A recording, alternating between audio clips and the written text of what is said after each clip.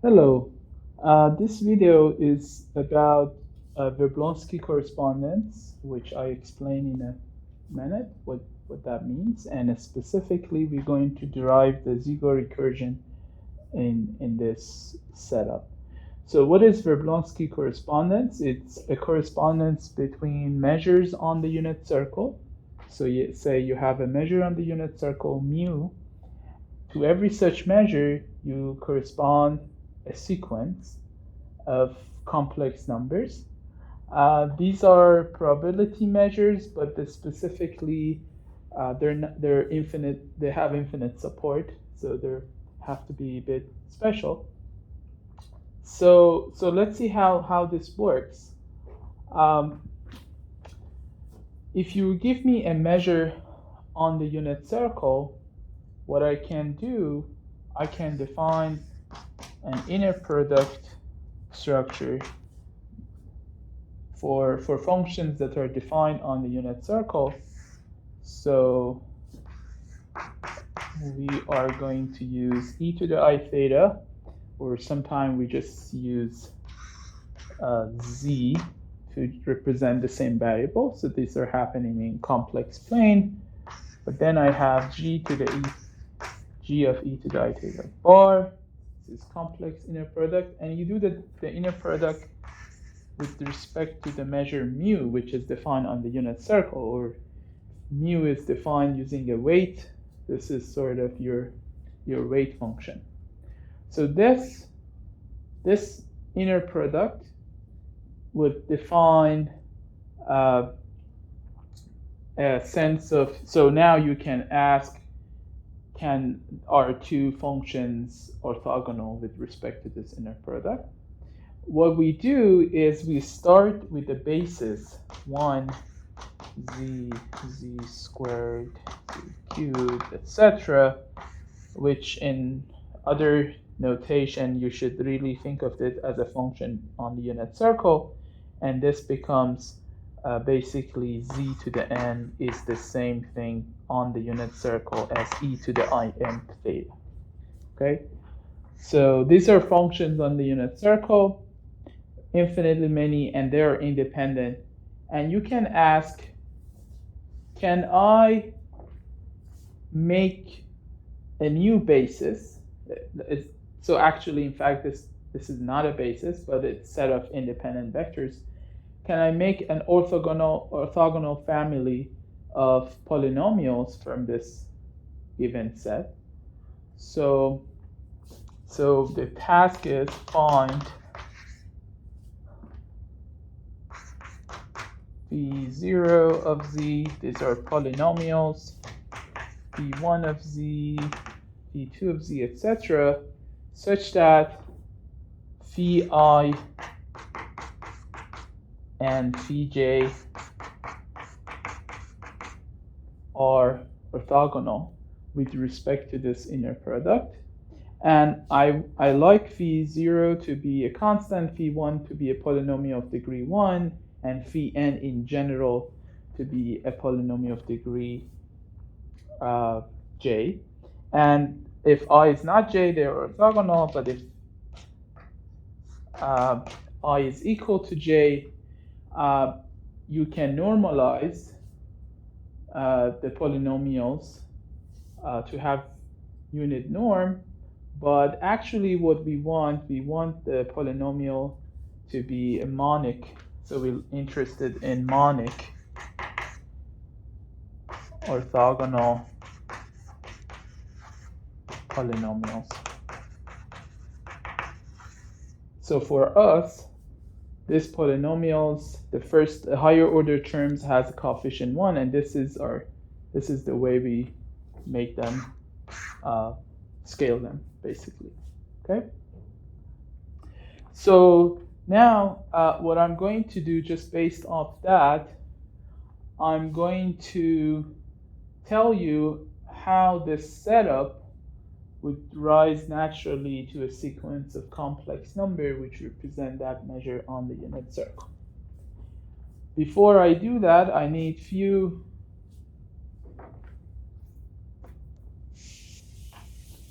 facts.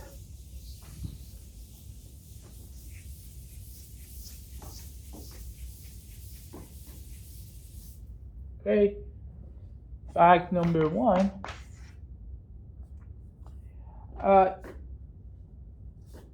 If I define sort of operation, this is P star n, this is sort of a star operation of degree n on polynomials, and the way I define this is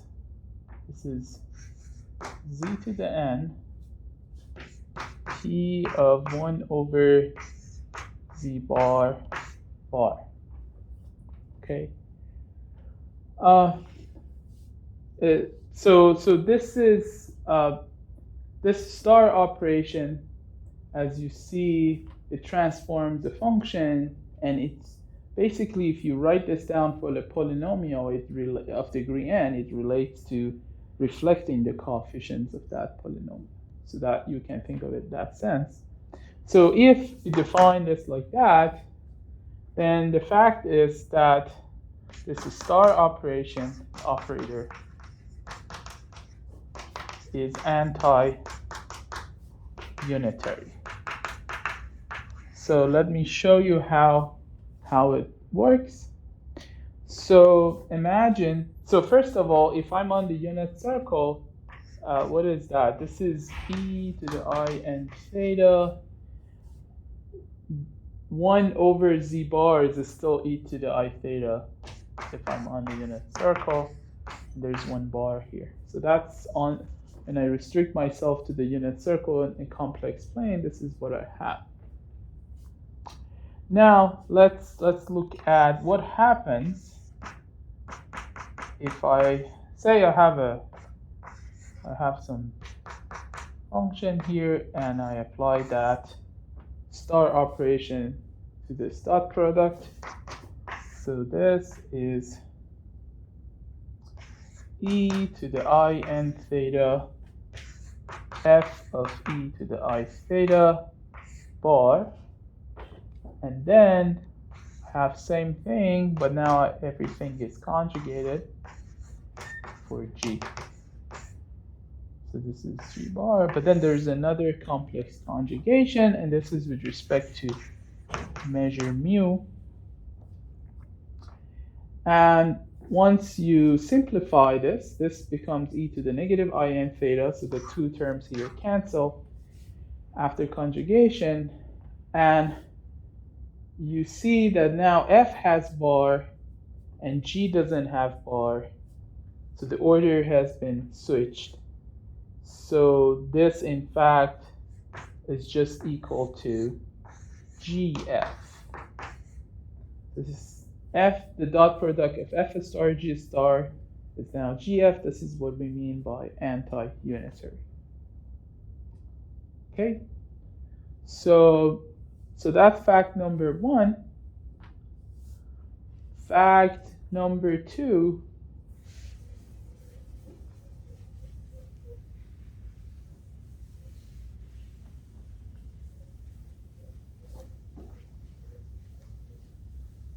Fact number 2 is that if you multiply f by z and you do this operation, this actually z becomes z inverse when you move it to the other slot.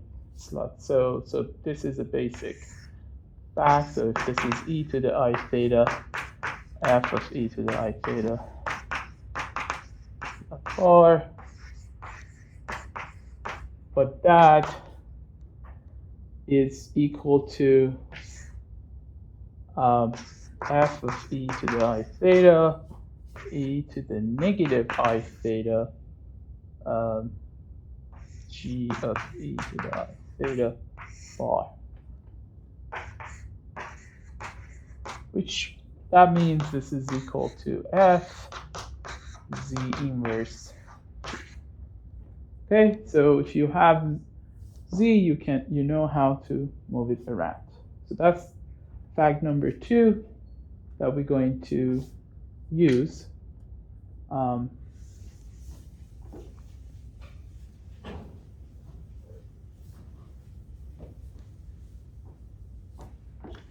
Okay, now let me Now let me try to drive the recursive relation. So every polynomial phi n is z to the n plus some lower order terms. Okay, because it's a monic polynomial, and we know that they have to be orthogonal with respect to mu. And how do I find them? In fact, this is the recursive relation that we are going to prove.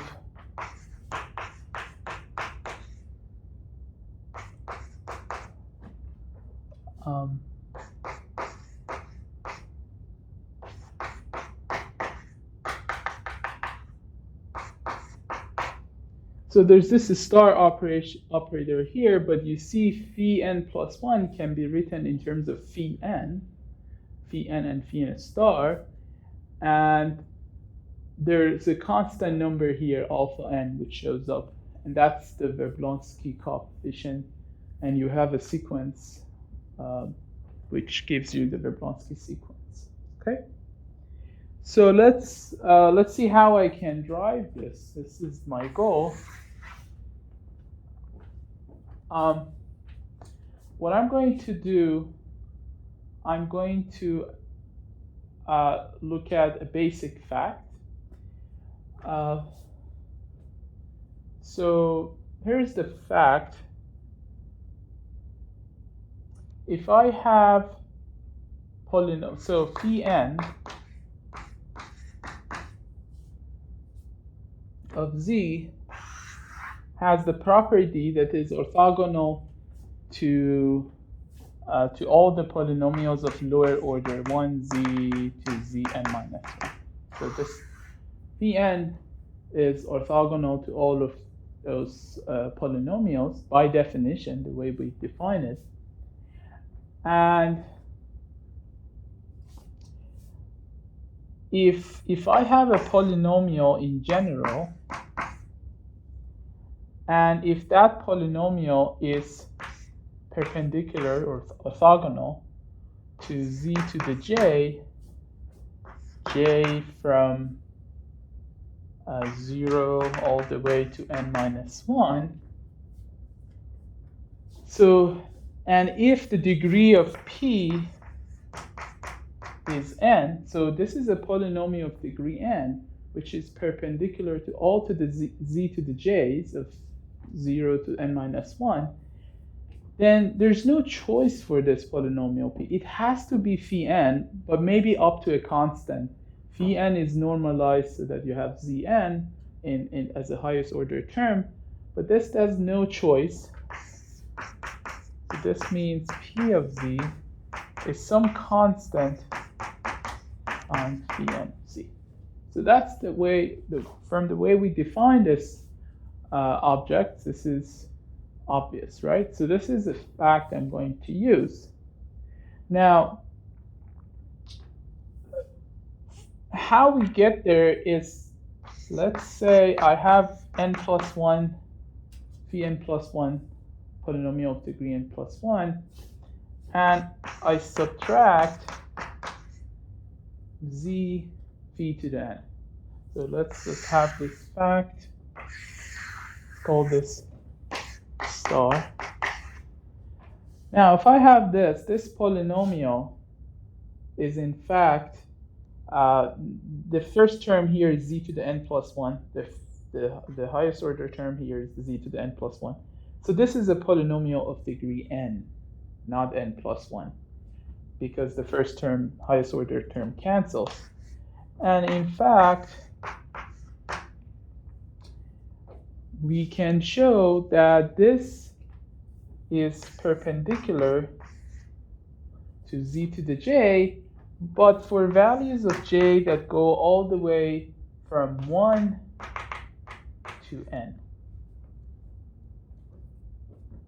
Okay, so how you know that's true? So notice this is 1 to n is not 0 to n minus 1, but we're going to use that fact. So here, this thing can be written as z to the j minus z en z to the j. This term here, j is less than equal to n, and this is orthogonal of degree n, orthogonal polynomial of degree n plus 1. So this term here is 0, right? This term here is 0.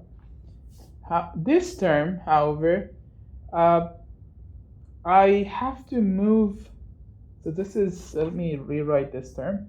I have to move z to the other side and become z inverse, right? So then you have phi n z to the j minus 1. Now, because I have j minus 1, j goes from 1 to n, this goes from 0 to n minus 1, and in fact, this is 0 for that choice of j. So this is equal to 0. Okay, so this argument basically shows that this polynomial is orthogonal to z to the j for j from 1 to n. Now, what is the trick? The trick is to apply the star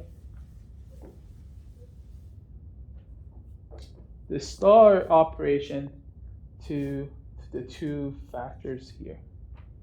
So what does that mean? So let's do, so now what I'm doing the same thing, but I apply star n. This is polynomial of degree n. Okay, this looks a bit strange. The reason I do this, so you see in a second, when you have z to j, you apply star to it. Actually, you can see that this is just give you z to the n minus j.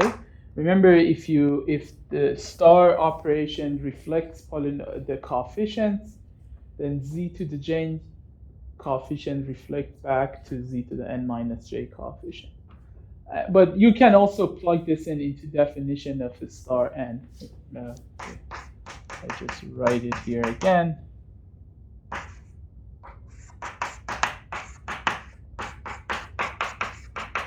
Yeah, if you plug that in, you see why this is true for polynomial z to the j. But in any case, this is equal to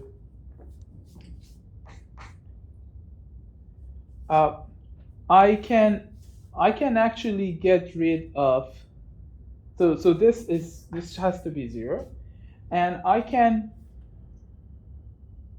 replace this by n minus j. So z to the n minus j. But j goes from 1 to n minus j goes from 0 to n minus 1, and let's call this k. Now k goes from 0 all the way to n minus 1. Now, remember, this was a polynomial of degree n, and is perpendicular to z to the k for all polynomial k from 0 to n minus 1. That means, given this fact, that whatever is that polynomial is a constant times phi n. So this is a constant times phi n. But let's do the star of that so that it goes back to the normal form, but then I have to star the other term phi n. So that means phi n plus 1 z minus z phi n of z. That's equal to a constant, which I call that constant alpha n, but there's a star here, so I put bar, and this is phi n star. And usually when we write the star n, sometimes we just ignore that n, but it's somehow hidden in the definition. So let's get rid of that. So what did we found? This is actually the recursive relation I was looking for. There's a constant that makes this happen. And in fact, this gives the Szego recursive recursion formula. So we proved this. We started from a measure mu. We got this inner product, and we were able to cook up this recursive way of constructing orthogonal polynomial involving some constant sequence which uniquely defines the measure. Okay? Thank you.